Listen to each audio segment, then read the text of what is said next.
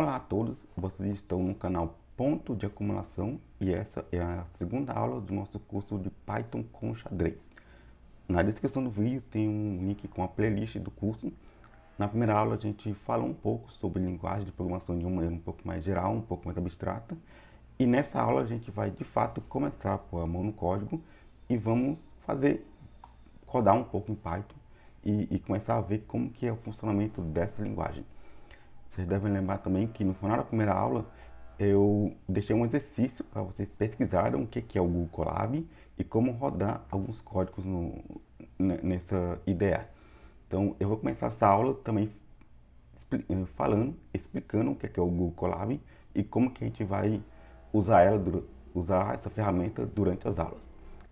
Então, sem mais delongas, vamos aqui abrir o Google Colab e ver do que se trata essa ferramenta, né? Então, a gente vai digitar aqui Google Colab, certo? Vocês podem abrir aqui o primeiro link.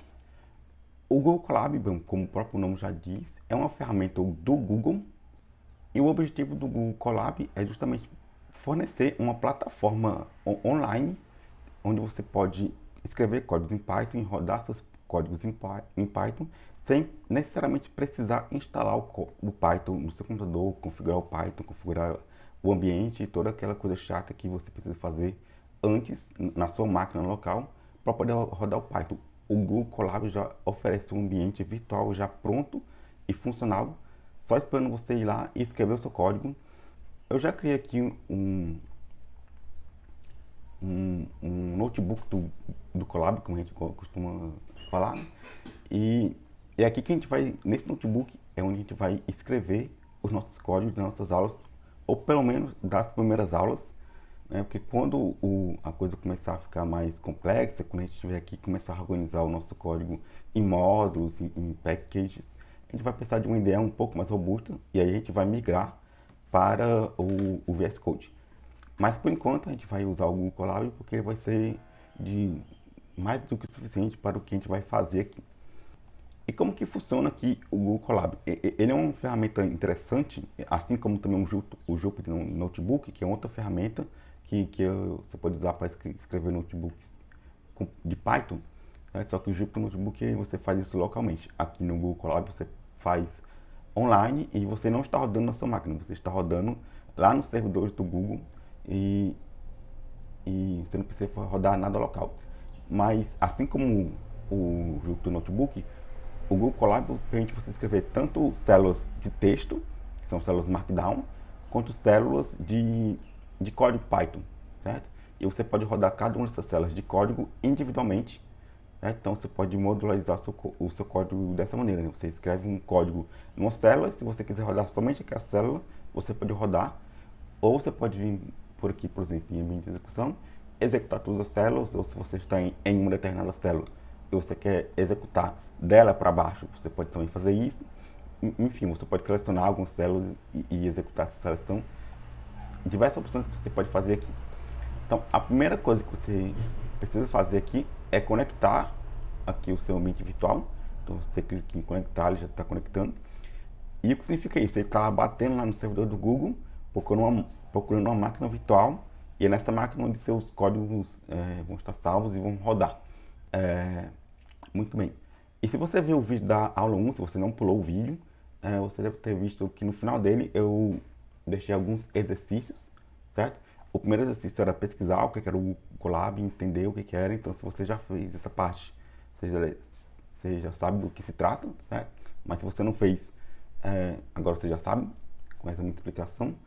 Mas, além disso, eu deixei como exercício vocês criarem duas células de código e rodar essas duas células. Então, esse aqui vai ser o nosso primeiro código Python. Então, estamos aqui nessa célula aqui. Esse aqui é uma célula de texto, certo? Onde eu estou dividindo as aulas. Então, nessa primeira aula aqui, eu vou resolver o exercício deixado na aula anterior, certo? Em geral, eu não vou estar resolvendo os exercícios, pelo menos não aqui no YouTube, certo? Somente quando for realmente necessário. Mas eu acho que no começo aqui é interessante, então vamos resolver o exercício que a gente deixou na aula 1, que era, o primeiro exercício era a gente rodar esse código, é o import this, certo? E vamos rodar, ver o que acontece. Quando a gente roda essa célula aqui, a gente tem esse pequeno poema, que esse poema é conhecido como o Zen do Python. E esse Zen do Python é um pequeno poeminha escrito por esse Tim Petras. E o objetivo desse poema é simplesmente apresentar para o usuário alguns dos princípios, algumas das coisas que as pessoas acham interessantes do Python. Né? Vocês podem dar uma lida depois e tentar refletir sobre o que isso significa. Uma outra célula que a gente precisava rodar, a outra parte do exercício, certo? Era o nosso famoso print Hello World, né? Que no caso lá era Olá Mundo, certo? Então, toda linguagem de programação passa por isso, né? Quando você começa a fazer uma linguagem, a primeira coisa já que se faz é você exibir na tela um Hello World, ou no caso aqui estamos com Olá Mundo, certo? A versão em português disso, certo? E por que isso é importante? Porque se você consegue rodar um print Hello World, ou um printf Hello World, println, depende da linguagem que você está, mas enfim, se você consegue exibir na tela um Hello World, significa que você instalou corretamente a sua linguagem, configurou corretamente o ambiente, fez tudo que, assim, passou por todos os passos burocráticos e necessários para poder rodar a sua linguagem. Então, o print Hello World é simplesmente tipo o último passo dessa burocracia de configuração para verificar se está tudo ok com o seu ambiente de execução, certo? Então vamos rodar aqui e está aqui exibido o Olá Mundo, certo? E aproveitando também que dessa questão do Hello World, Olá Mundo, que pelo menos aqui no começo do curso a gente vai fazer todos os códigos em português e à medida que a gente for introduzindo os conceitos mais complexos, que vocês forem adquirindo mais prática com Python, aí eu vou começar a mudar para o inglês. E por que isso? Porque, enfim, as linguagens de programação são escritas em inglês, né? Ou seja, as instruções são todas em inglês. Inglês é uma linguagem importante hoje no mundo, então é importante saber inglês e é importante saber programar em inglês, porque, querendo ou não, o inglês hoje é a língua franca em quase tudo, e se você quiser for trabalhar na área de TI, principalmente, então é importante saber inglês, mas, como eu falei, nesse comecinho a gente vai fazer tudo em português, as únicas palavras em inglês que a gente vai ver são, de fato, as palavras reservadas da língua, né? Da língua, no caso, da linguagem de programação, que é o Python. Então, voltei aqui para a tela do nossas notas de aula, né? Então, tem aqui um pequeno roteiro que a gente vai aprender hoje nessa aula de fato. A gente vai aprender o que são variáveis, certo? E como usá-las. Vamos ver os tipos de dados básicos que existem no Python, certo? E algumas operações básicas que podemos fazer com esses tipos de dados básicos. Então, é uma aula bem introdutória para a gente começar a ter essa familiaridade com Python, certo? Então, como eu disse, temos o famoso Hello World, certo? Que a gente já, na verdade, acabou de fazer ali no Colab, certo? Eu particularmente gosto mais do Hello Day, certo? Que eu sou fã de Star Wars, certo? Então a gente pode também rodar essas duas células aqui. Vamos começar a fazer os códigos aqui da aula 2. Então, quando a gente roda isso aqui, então você já deve ter entendido que o print é uma função. A gente ainda não sabe o que é uma função, mas quando a gente chama print, você já deve ter entendido que ela exibe a mensagem que está escrita aqui, que ela está recebendo como parâmetro, na saída, que no caso é a saída padrão, certo? Que no caso aqui de um notebook do Colab é esse aqui que fica embaixo, né? Se você estiver rodando no terminal, vai aparecer no terminal e assim por diante, certo? Então, print Hello World, sim, print Hello Day, geral que novo também, você pode printar o que você quiser aqui. A gente já rodou nosso primeiro código Python e já rodamos a nossa primeira função, que é o print.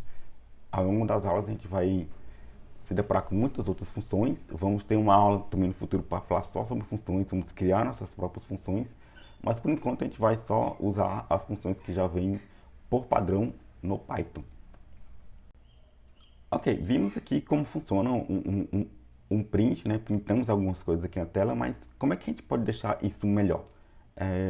Como eu disse, o objetivo desse curso é fazer tudo gradualmente. Então, as coisas vão gradualmente ficando mais e mais complexas, a gente vai aprendendo cada vez mais e mais conceitos, à medida que a gente solidifica o conhecimento dos conceitos anteriores. Certo? Então a gente já está bem entendido aqui com a questão do print, então vamos partir para o próximo conceito, que é o conceito de variáveis. Certo? Variáveis é uma coisa muito importante na linguagem, porque é usando variáveis que a gente vai guardar informações. Certo? Mas antes de a gente, de fato, ver com mais detalhes o que são variáveis, veremos esse outro exemplo aqui. Certo? E lembrando que essas nossas aulas, vai ter o link para elas na descrição do vídeo, assim como também vai ter o link para o notebook do Google Colab. Então, se vocês quiserem depois verificar e brincar por vocês mesmos, vocês podem pegar o link e se divertir. Certo? Vamos copiar isso aqui e colocar lá no Google Colab. E aproveitando, né, eu acabei de mencionar que eu vou deixar o link aqui do Colab. E como que vocês podem utilizar isso, né? Vocês vão ter um link para vocês, certo?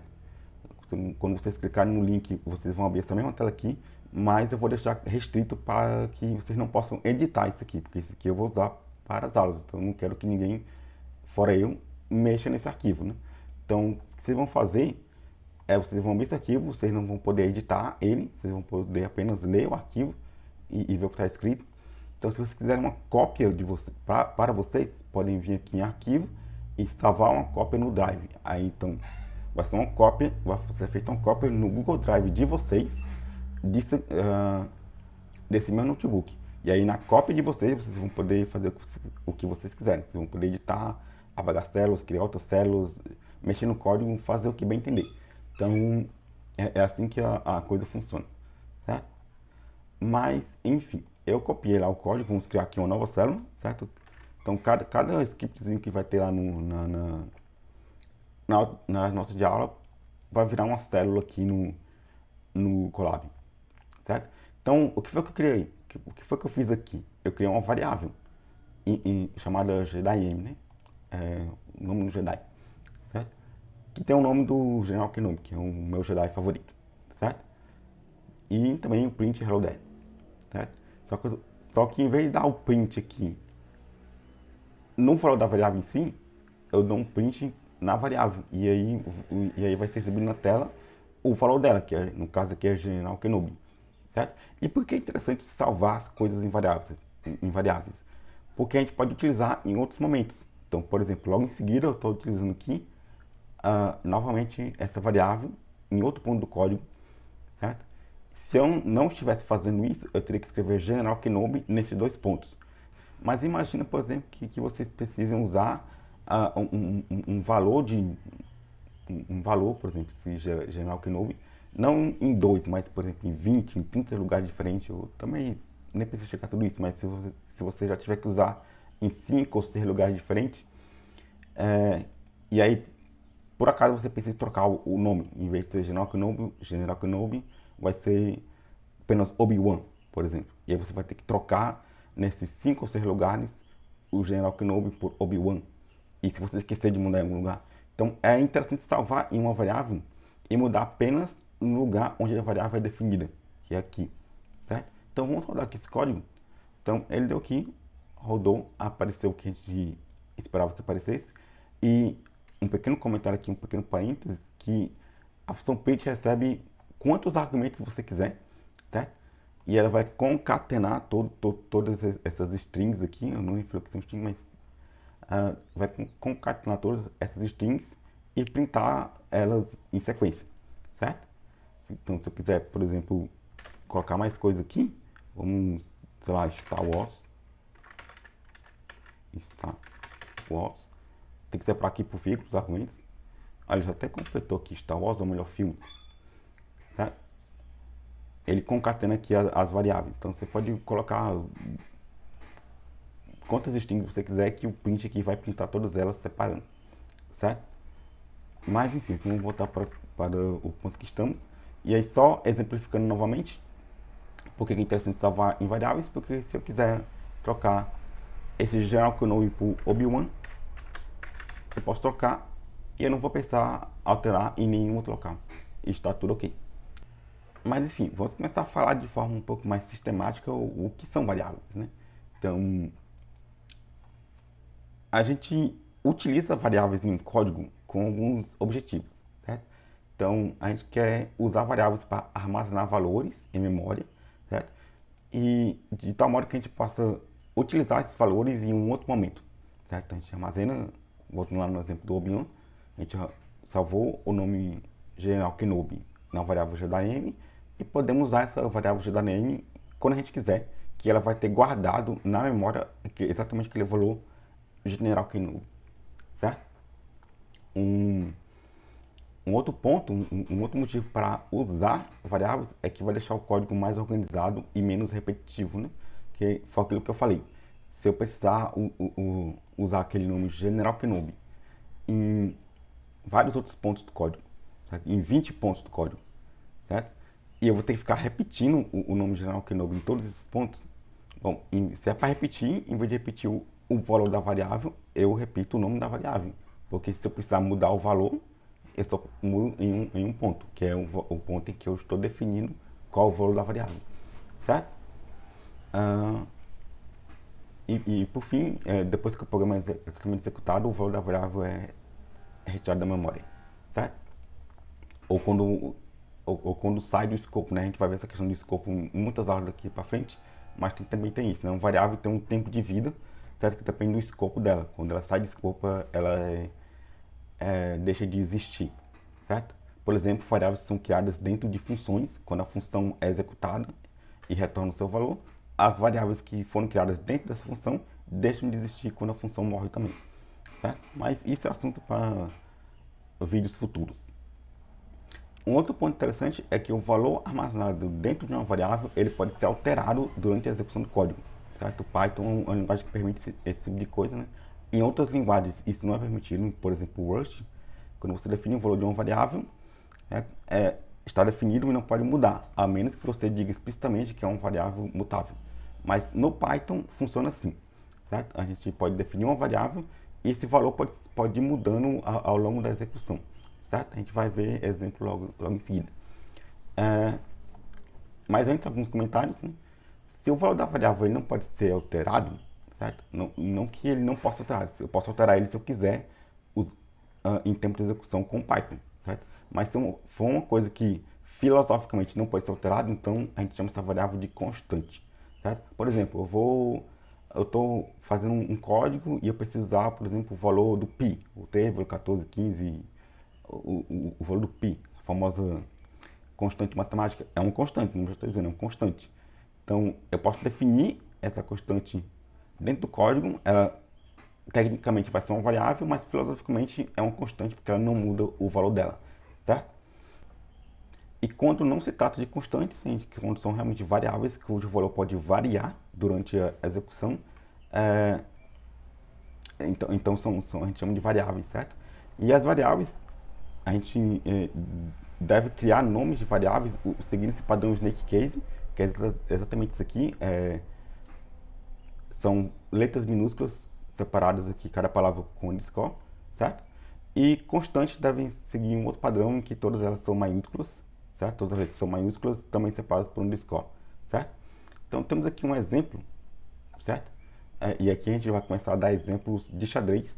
Temos aqui uma constante, que é o tamanho do tabuleiro de xadrez, que é 8, certo? Ou seja, é um tabuleiro 8 por 8. Então isso aqui faz sentido ser uma constante. Por quê? Porque não vai mudar durante a execução do código, certo? Uma vez que você define que o tamanho do tabuleiro é 8, certo? Ele provavelmente vai se manter 8 durante toda a execução daquele código, durante toda a execução daquele script. Então faz sentido que seja uma constante, filosoficamente falando. Claro que no meio da execução eu posso redefinir isso aqui. Não vai ser mais 8, vai ser 7, vai ser 6. Pode não fazer sentido, mas é uma coisa que você pode fazer em Python. Então é até algo importante de mencionar, porque Python é uma linguagem muito dinâmica, muito versátil. E ele basicamente permite que você faça o que você quiser. Então se eu quiser mudar o nome de uma constante, o valor de uma constante de 8 para 0, para menos 1, eu posso fazer isso e o Python não vai reclamar. Mas aí pode ser que você quebre o seu código por causa disso. Então tem que ter muito cuidado ao programar em Python, porque ele é muito versátil, deixa você muito livre, mas isso pode acabar causando certos problemas, certo? E temos aqui variáveis, a variável peça, certo? Que é o peão, certo? Cor da peça é preto, certo? Eu acabei de me tocar que tá tudo aqui em inglês, né? Eu acho que foi porque eu escrevi, na verdade, o roteiro dessa aula há muito tempo, certo? Mas eu acredito que nas aulas seguintes já vai estar tudo em português e eu estou com preguiça de mudar aqui.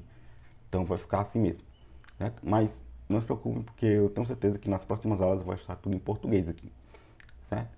Então, e aí eu printo aqui o valor da peça, certo? E note aqui, ó, aqui eu defini a peça como peão nesse ponto aqui do código, na linha 2.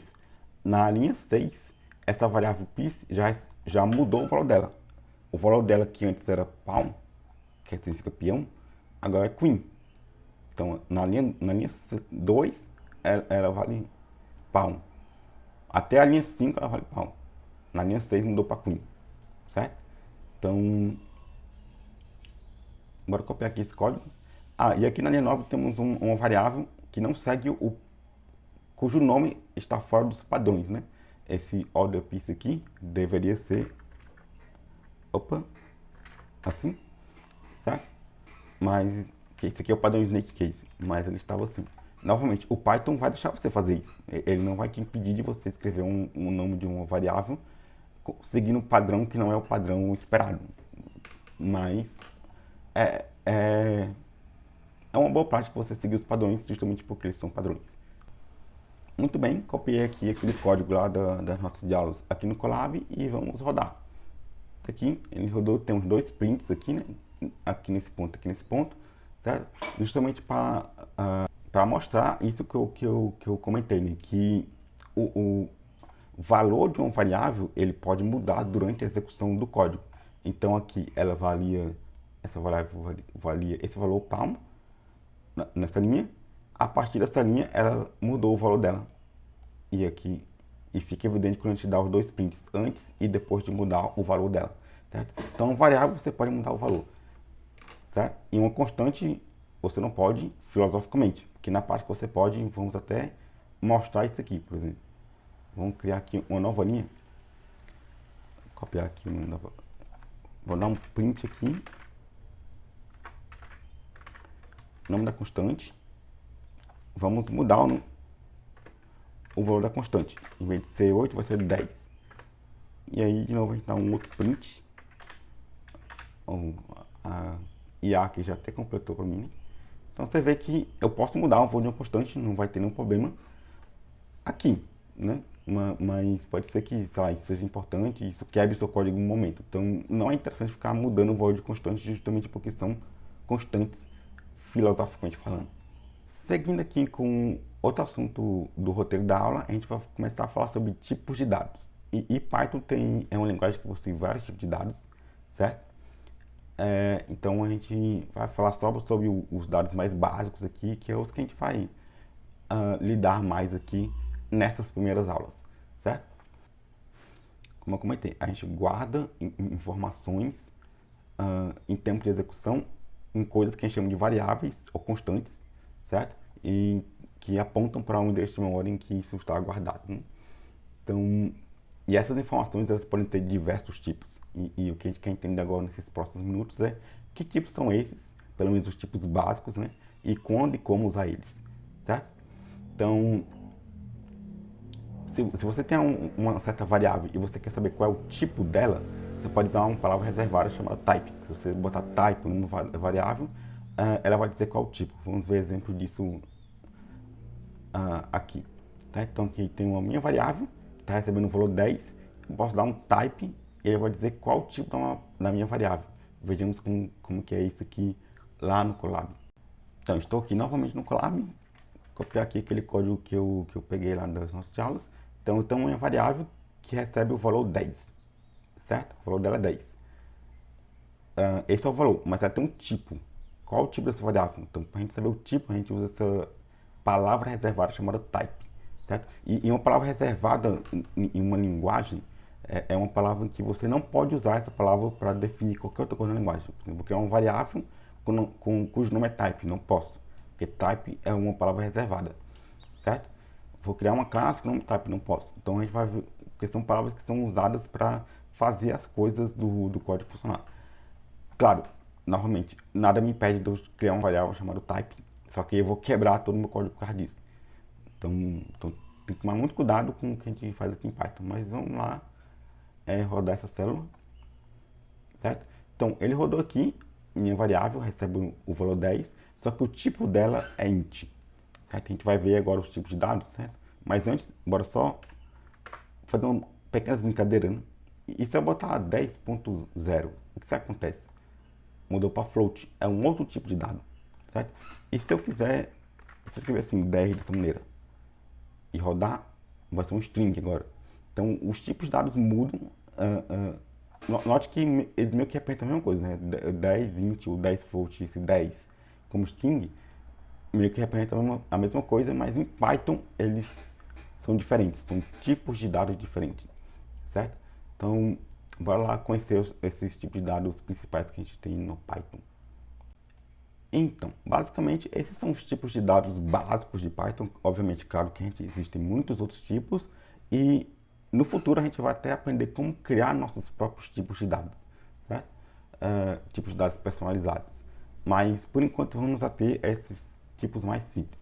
Então, a gente tem um tipo inteiro, certo? Que é, enfim, ele é usado para representar um número inteiro, números que a gente pode usar para contar e os números negativos, né? Então, o 10, o 9, certo? Um menos 7, tudo isso são números inteiros e em Python eles são denotados, né? Conhecidos como int, é o tipo int, certo? Então, temos o tipo float, que é um tipo que é usado para representar números com ponto flutuante, ou seja, números decimais. 10.0, como a gente fez agora, certo? 12.3, certo? Sei lá, 1,00479, enfim, qualquer número decimal com quantas casas você quiser, você pode representar. É um número com ponto flutuante, certo? E internamente dentro do Python ele é conhecido como float, certo? É a notação. Um outro tipo de dado básico é a string, certo? Que é usada para representar tipos de texto, tipo de caracteres. Certo? Então, mas é basicamente isso. Um string representa um tipo de dado de texto, certo? Vai ser um nome de uma pessoa, um 10 em formato de string. Qualquer coisa que seja texto é um string, certo? E também caracteres, certo? Um outro tipo de dado, também bastante conhecido que tem em toda linguagem, é o tipo de dado booleano, que é o tipo de dado usado para armazenar valores lógicos, que ele só pode assumir dois valores, que é o verdadeiro ou falso, ou no caso aqui, true ou false, que é como é feito aqui em Python, né? True ou false com letras maiúsculas, certo? E a notação é bool, certo? A notação do string que é o str, certo? Opa, e um outro tipo de dado também muito importante em Python é o tipo lista, certo? Que é um tipo de dado, é uma coleção de dados, na verdade, certo? É um tipo de dado um pouco mais complexo, ele, tecnicamente falando, nem é um dado básico, certo? Mas é um tipo de dado usado para representar uma sequência ordenada de valores, certo? Se eu quero colocar certos valores numa certa ordem, e quando eu digo numa certa ordem, porque eu sei que tem o primeiro, tem o segundo, tem o terceiro, tem o quarto, e assim por diante, então a gente vai usar essa estrutura de dados chamada lista. E no Python é conhecido como list, né, a notação interna, certo? E a gente acessa esses valores usando índices, certo? E aí um ponto importante que em Python e na verdade na maioria das linguagens, na verdade eu não conheço nenhuma linguagem que não faça isso, mas talvez exista, mas na maioria das linguagens a gente começa a contar pelo zero. Então a posição 1 não é dada pelo número 1, é dada pelo número 0, certo? Então, e a segunda posição é dada pelo número 1, a terceira posição é dada pelo número 2 e assim por diante, certo? Vai ficar claro no futuro, eu espero, por que isso é feito na maioria das linguagens, né? Certo? E aí uma coisa importante que em Python, e isso não acontece em todas as linguagens, né? Mas no Python isso é possível, que uma lista ela pode armazenar vários tipos de valores de vários dados, tipos de dados distintos. Então se eu quiser uma lista em que o primeiro elemento seja um float, o segundo seja um int, o terceiro seja um string, tudo bem. O Python deixa você fazer isso, não tem nenhum problema com isso, certo? Assim, inclusive, você pode até botar uma lista dentro de uma lista, ou seja, um elemento de uma lista é uma outra lista, que pode ter dentro dela uma outra lista, assim, você pode encadear várias coisas, certo? Então, listas são bem poderosas, certo?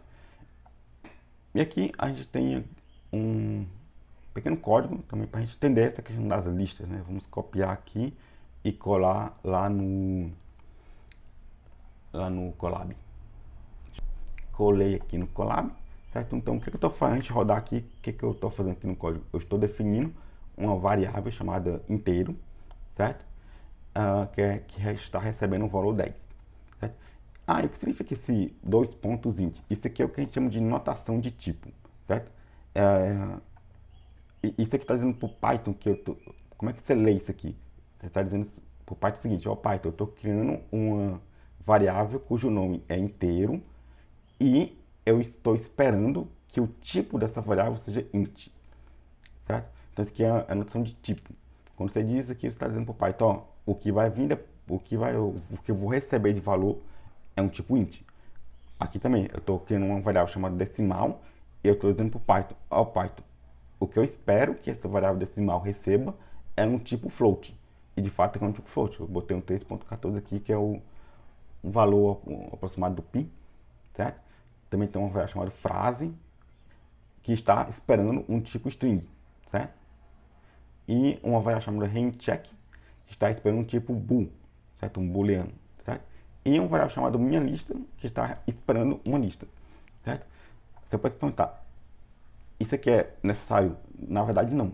Você não precisa anotar os tipos e dizer para o Python qual é o tipo que ele está esperando, por dois motivos.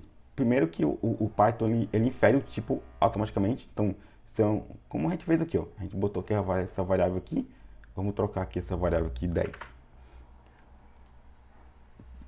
Quando a gente disse o tipo, perguntou para o Python qual o tipo dessa variável, ele disse que era int. Mas eu não disse que a variável era int, certo? É porque ele inferiu automaticamente, porque eu estou recebendo um valor que é provavelmente um int, então é um tipo int, certo? Então o Python infere isso, certo? Então esse é um dos motivos pelos quais a inferência de tipo, a anotação não é estritamente necessária. E o segundo motivo é que mesmo que você anote o tipo, você pode botar o tipo que você quiser aqui. Então eu posso chegar aqui e anotar isso aqui é a minha variável, estou esperando um tipo string, mas na verdade eu recebi um inteiro. Não interessa, o Python vai continuar dizendo que é um inteiro, mesmo dizendo que esperava um string. O Python não vai reclamar, o Python não vai levantar nenhum erro, você só fez uma coisa que não é uma boa prática, certo? Mas você pode anotar o tipo que você quiser. O que realmente vai importar é o tipo do dado que você recebeu, certo? Então, para esses tipos básicos que a gente está vendo aqui, o Python infere. Mas quando a gente começar a trabalhar com tipos mais complexos, ou mesmo criar nossos tipos personalizados, e aí a questão da noção de tipos vai ser mais interessante. Mas por enquanto eu só coloquei isso aqui para vocês saberem que isso existe e que é importante ter em mente isso.